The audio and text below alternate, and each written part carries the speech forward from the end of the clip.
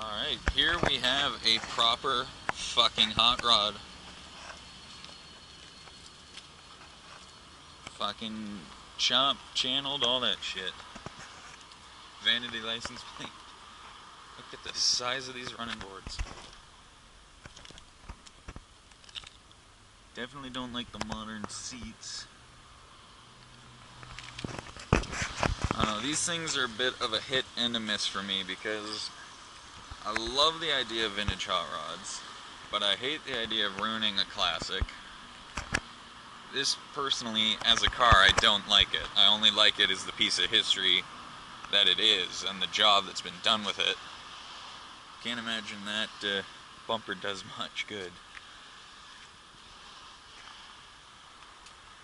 Fucking the doors that open backwards, that's awesome.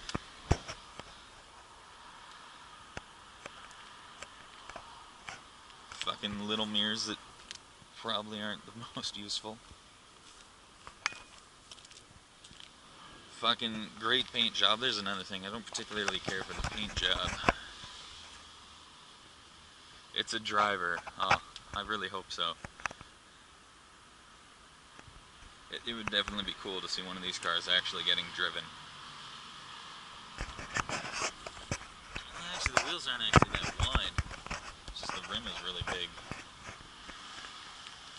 I wonder if that's a rumble seat.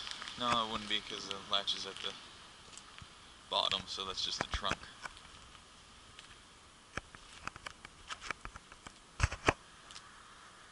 Fucking a lot of money probably went into this.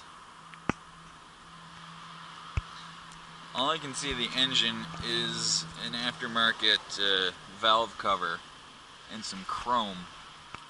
So they've probably done work to the engine too. It's really funny when you see, and I've seen a few cars like this, or the car itself is easily a $60,000, $70,000 vehicle, but then they have like original engines in it that put out like 170 horsepower or less.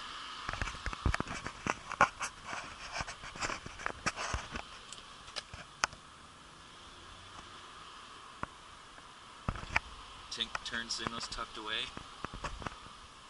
Surprised that's even legal.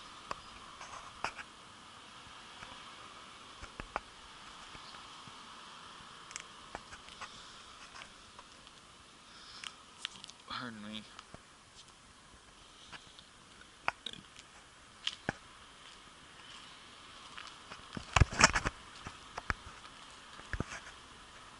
Oh man, this city is fucking beautiful. And the cars are fucking epic.